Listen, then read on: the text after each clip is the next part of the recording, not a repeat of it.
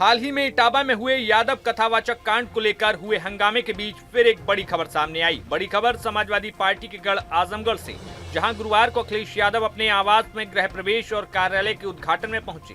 वहां पर अखिलेश यादव के पहुंचने के पहले ही आजमगढ़ में उनका विरोध देखने को मिला, जहां ब्राह्मण समाज के लोगों के द्वारा विरोध जताया गया। दरअसल सपा सुप्रीमो अखिलेश यादव जिला मुख्यालय से 7 किलोमीटर की दूरी पर अनवरगंज में बने अपने आवास और कार्यालय का उद्घाटन करने के लिए आजमगढ़ में रहेंगे, लेकिन उनके पहुंचने के पहले ही ब्राह्मण समाज के लोगों ने अखिल भारतीय ब्राह्मण महासभा और विश्व हिंदू परिषद के आह्वान पर आज सुबह से ही जिले के अलग अलग जगहों पर काले झंडे लगाकर घरों पर विरोध जताया।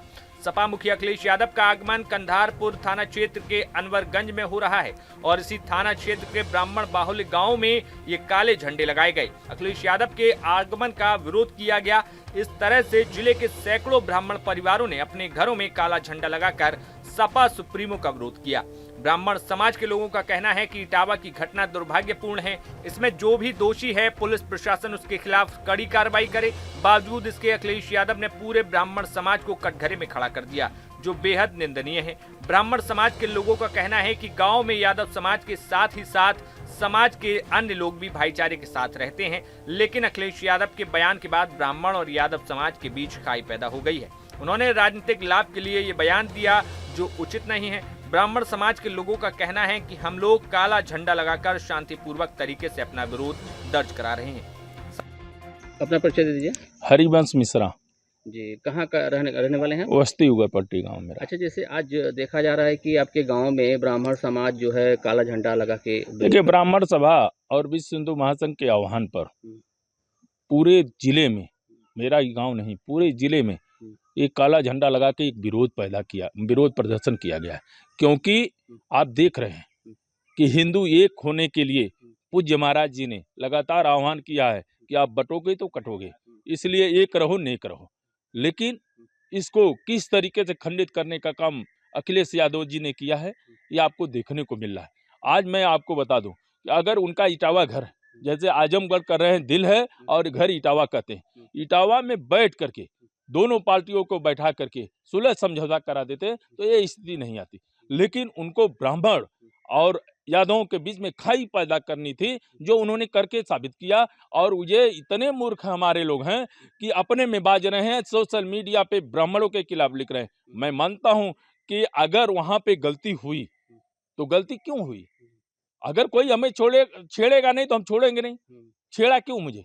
तो आज अखिलेश जी आ रहे हैं, इसीलिए आप लोग इसीलिए विरोध प्रदर्शन किए। मैं अभी बयान सुना हूं कि उनके सांसद जी कह रहे हैं कि वैदिक मंत्र, अगर वैदिक मंत्र से आपको पूजा करानी है तो क्यों ब्राह्मणों को बुला रहे हैं, और वो भी दबाव दे के बुला रहे हैं।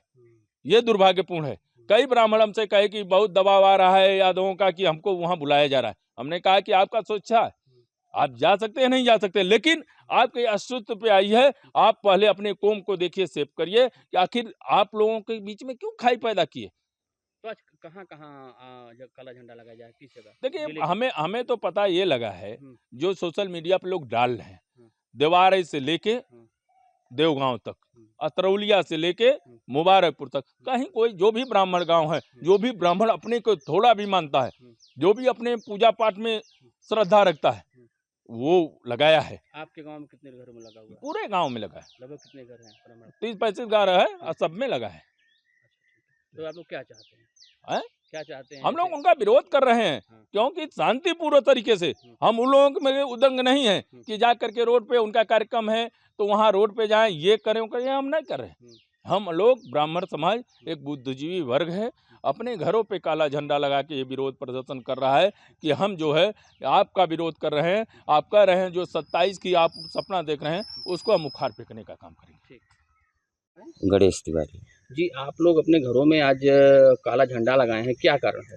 जी, अखिलेश यादव ब्राह्मणों के विरोध में टिप्पणी करते हैं और इसलिए आजमगढ़ आ रहे हैं। उनके विरोध में हम लोग अपने घरों पे काला झंडा लगाए हैं। तो क्या अखिलेश यादव एक यादव और ब्राह्मणों के बीच खाई पैदा करने का काम कर रहे हैं, क्या मानते हैं? बिल्कुल खाई ही पैदा कर रहे हैं, जातिवाद फैला रहे हैं। तो कारण क्या मानते हैं? पॉलिटिकल कारण क्या है? पॉलिटिकल कारण जी। जबकि दोनों समुदाय एक साथ अपना हमेशा रहा है, गांव में रहा है, बिल्कुल। कोई विरोध नहीं रहा है। कोई आप लोग विरोध के गांव नहीं। में भी यादव होंगे, आप लोग बिल्कुल मिलजुल बिल्कुल के रहते समर्थन होंगे? में रहते हैं हमेशा यादव लोग। हाँ, जी, ये तो इनका राजनीतिक मामला है। जी। तो इटावा कांड जो हुआ उसमें क्या आप मानते हैं कि जो किया गया अखिलेश यादव की तरफ से वो सही था या उसको गलत नहीं, मानते हैं? अखिलेश यादव की तरफ से तो वो तो गलत है, हाँ, लेकिन जो हुआ इटावा कांड में मतलब ये देखा जाए गलत है, मतलब जो भी है तो प्रशासनिक द्वारा इनको देखना चाहिए कि क्या है, जो गलत है उसको खिलाफ कार्रवाई करनी चाहिए। चाचा क्या नाम आपका है? उमा प्रसाद पांडे, कहाँ के रहने वाले हैं? बस्ती उगर पट्टी के। अच्छा, आज आप लोग अपने घरों में काला झंडा लगाए हैं, क्या हाँ। कारण है इसका? ये अखिलेश यादव के वक्तव्य के ऊपर लगाए हैं, जो ब्राह्मण समाज की निंदा किए हैं, हम लोग उसके विरोध में लगाए हैं। तो आज अखिलेश जी आ रहे हैं, उसी के विरोध पर लगा, क्या बताइए पूरा मामला। हाँ, आ रहे हैं तो हम लोग जाएंगे नहीं वहाँ, हम लोग अपना विरोध प्रकट करेंगे, अच्छा, क्योंकि हमारे ब्राह्मण समाज का वो अपमान करते हैं, इसलिए हम लोग उनसे नाराज हैं। नहीं तो यादव और ब्राह्मणों में कोई वो नहीं है, हम लोग पड़ोसी हैं, हमेशा हम लोगों के साथ रहते हैं। यादव हम लोग पले हैं, यादव हम लोगों में पले हैं, कोई दिक्कत नहीं, कोई भेदभाव नहीं है, लेकिन ये नाजायज बोलते हैं। सिर्फ राजनीतिक कारण से बोल रहे हाँ, हैं? और क्या है। हाँ वोट बैंक की जी। राजनीति है। दूसरा क्या है और? तो घर पे काला झंडा लगाए हुए हैं आपको? हाँ, बिल्कुल लगाए हैं। तो कितने घरों में लगा हुआ है? पूरे गांव में लगा? हाँ हाँ। आपको बता दें कि आजमगढ़ समाजवादी पार्टी का मजबूत गढ़ है, जहां पर 10 की 10 विधानसभा सीटों पर समाजवादी पार्टी का कब्जा है, तो वहीं जिले की 2 सांसद भी समाजवादी पार्टी से हैं। ऐसे में अब देखना होगा कि 2027 में समाजवादी पार्टी क्या कुछ अपना करिश्मा दिखा पाती है। Bureau report, news nation.